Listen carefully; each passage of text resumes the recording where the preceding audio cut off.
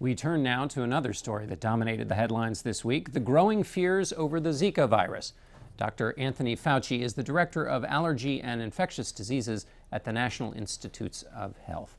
Dr. Fauci, first, tell Americans what they can expect in terms of Zika in the United States this summer.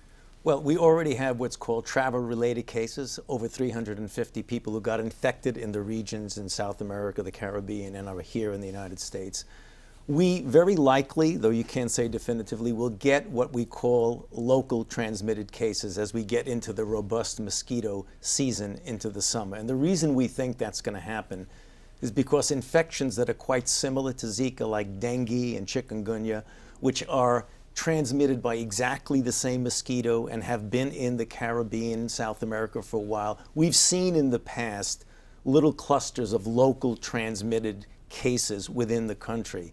The critical issue is that in the past we've successfully prevented it from becoming sustained and disseminated, and that's what we have to be prepared to do when we do get those locally transmitted cases in the United States. To keep that from happening, to move quickly, do you need Congress has not acted yet. Is that, I mean, are we at a state of real peril here, or give us a sense of how urgent things are? Well, we need to act, we are acting, not we need to, we are acting right now from a number of standpoints. There's a general public health standpoint, much of the work done by the Centers for Disease Control and Prevention in both their work domestically, their work in the territories like Puerto Rico, and their work internationally like in South America. At the NIH, for example, we already are starting on the development of a vaccine. There's mosquito control issues that the CDC and others are responsible because they work with the state and local health authorities. We can't wait to start those things. We're starting them right now. What about Congress? Do they, I mean, how much more helpful would the money from Congress be? It's more than helpful, it's necessary. I mean, that's the reason why we asked for it, because right now we're using money from other accounts to do that, and that is going to be just a stopgap measure. We're going to have to get the money to be able to do the full job that we've planned to do. Didn't we go through this with Ebola in the sense of why doesn't Congress kind of get what you're saying?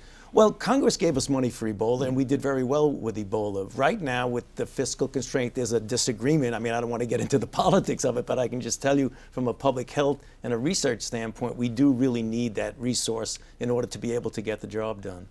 From the public health perspective, what should pregnant women or women who are thinking of becoming pregnant in the United States, what should they do? Well, if you're staying in the United States right now, there are no local transmitted cases. So women in the United States getting pregnant should not be worried about anything regarding pregnancy. If you're pregnant, thinking of becoming pregnant, might be pregnant, definitely you should not travel to the areas where there are outbreaks, such as South America, the Caribbean, and Central America. So the CDC travel advisory should be adhered to by pregnant women.